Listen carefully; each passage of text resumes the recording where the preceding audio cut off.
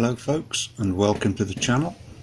Here we've got a blank which is made up of Iroko and 10mm acrylic smoked sheet. All the segments of the sheet are epoxied together. There I'm just popping it between centres and turning it cylindrical.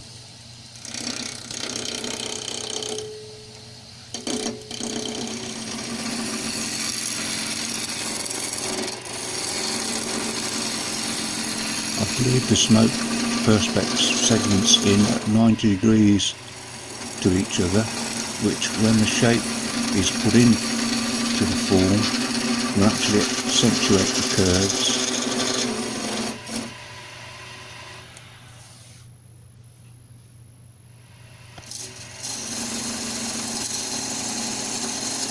If I put the perspex in at segmented angles, then all you'd see is just straight lines of perspex, which I did not want that. You have to experiment.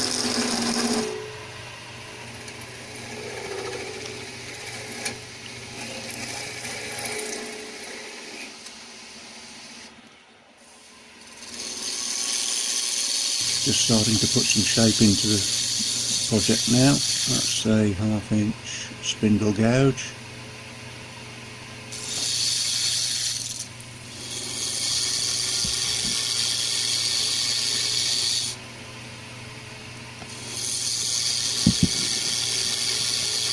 The perspex is very sharp when it comes off, and it doesn't have back of your hands.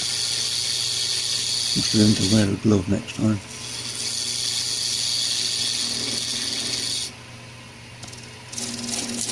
Just putting a tenon on that end there.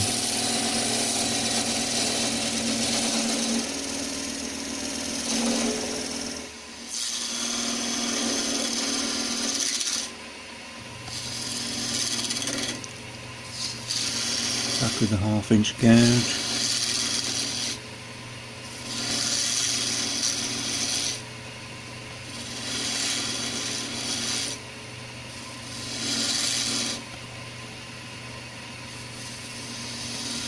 The acrylic also knocks the edge off the chisels quite quickly.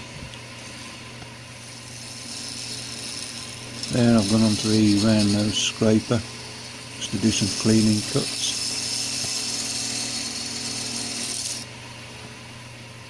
You see it's already mounted in the one-way chuck from a previous tenon, which I don't think I showed.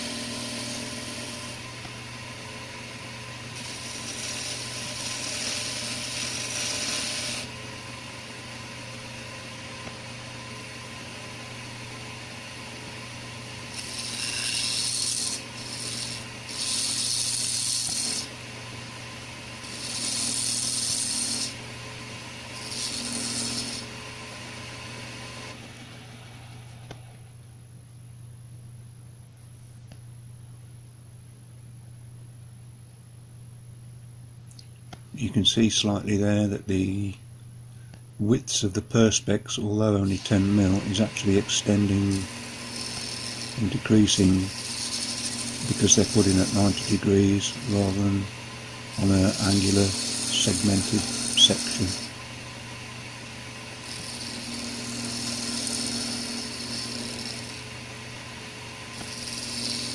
I have no idea what I've just said, but it works for me.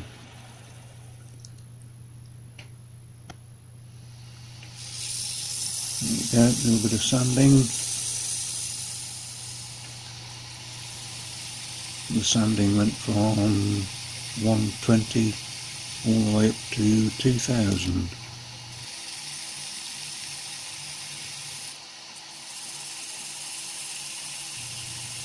That's the shop made sander.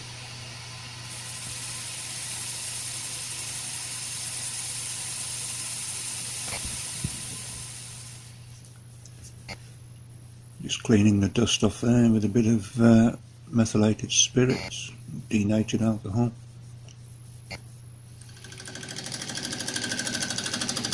This is going to be the base. It's a chunk of walnut.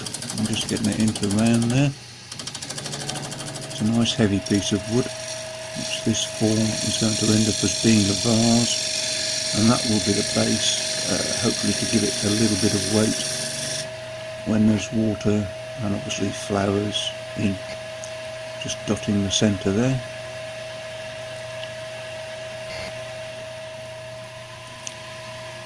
Just going to mark up the mortise, which one of the tenons on the vase will fit into, so it can be glued together.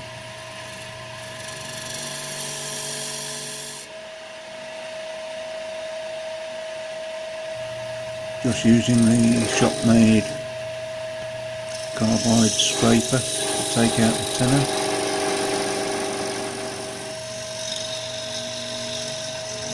Mortise, sorry.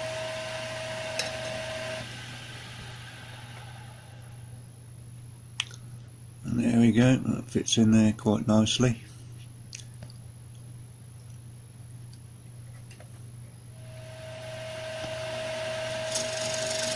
Now just facing off the base, getting ready to turn some shape into it.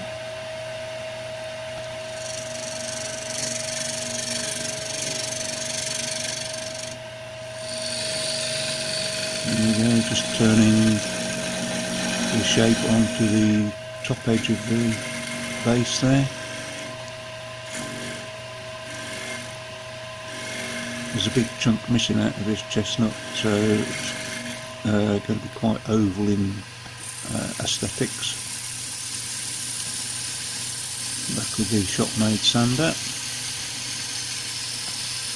Once again all the way down to 2000 grit from 120.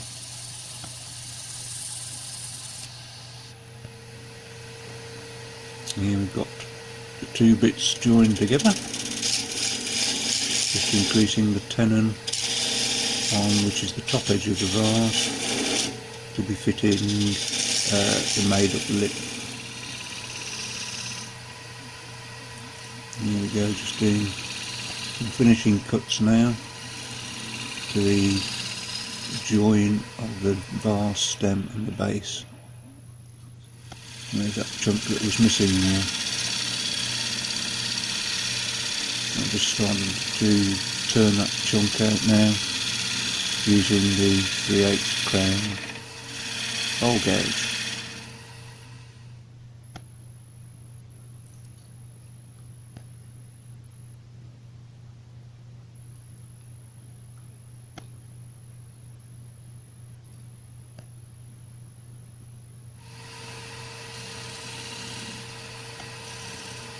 Just doing some finishing cuts there with the scraper.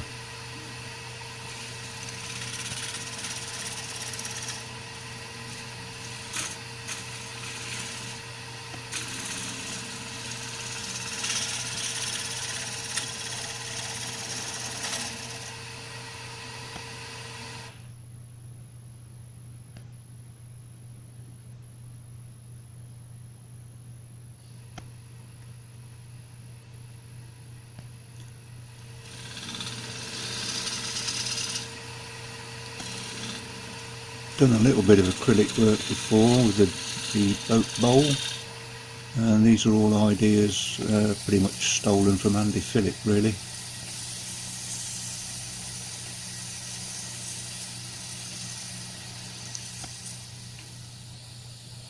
There we go, that's a coat of cellulose sanding sealer going on.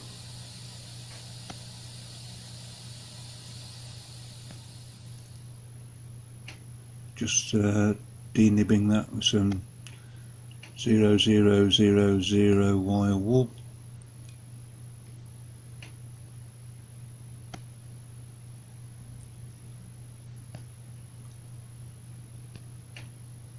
It's actually got quite a nice shine on it, even though there's no finishing on it. Here we're moving on to the section which will be the lip.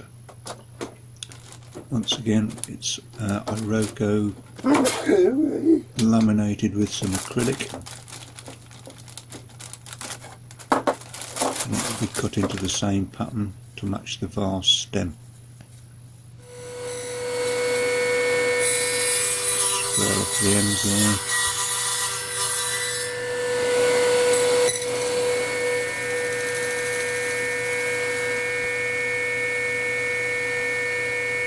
Put the pieces to length.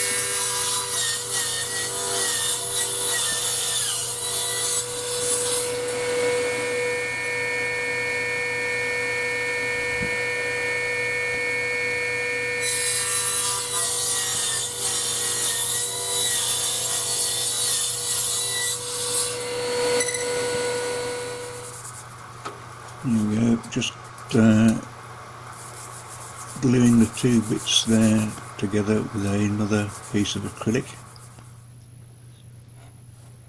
Glue used throughout is epoxy. This is made so it actually can be used and contain water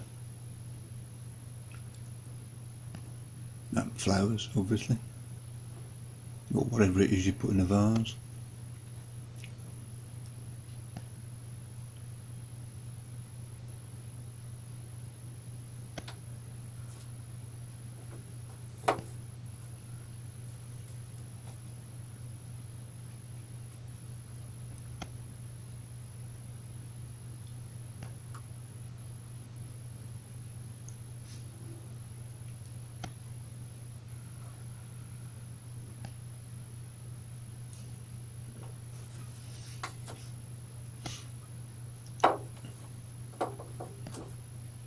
There you go, a couple of clumps there.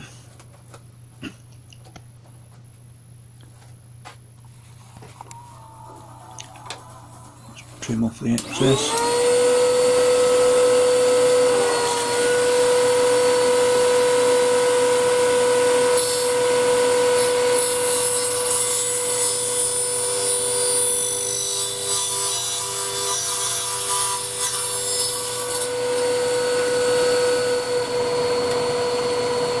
I've got it hot glued onto a faceplate. I'm just cleaning up the one face of it.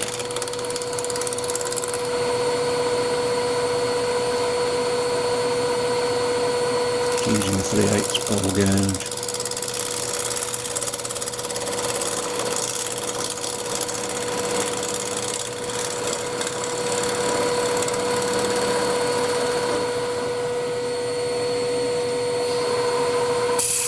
Cleaning up the edge there for the glue. The Iroko is quite oily, so you need to scrub it quite well and clean it with meths or acetone. Good stuff, that hot glue.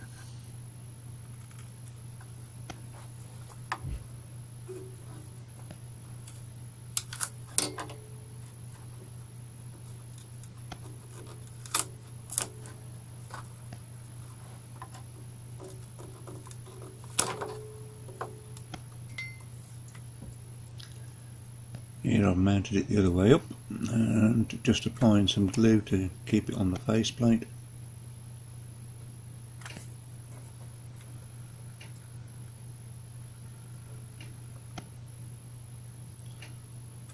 This side will have a mortise machined into it to fit the tenon on the stem of the vase.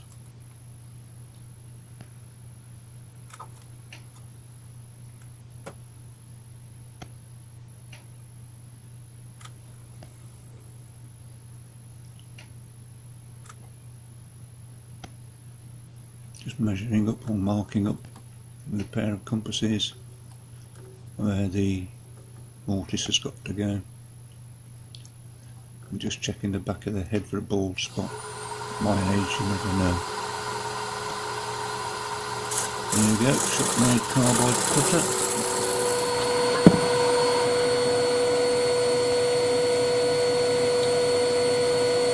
That's the mortise. Also taken out a little bit of the centre, so that will be drilled through. Anyway, there's access to the top of the vase. Mixed up a little bit more epoxy there so I can actually stick the top on.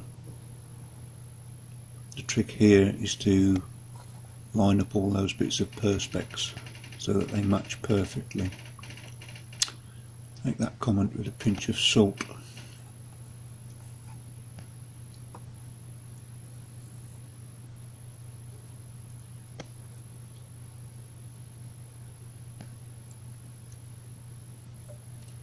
There we go, glued in place. Look out for part 2.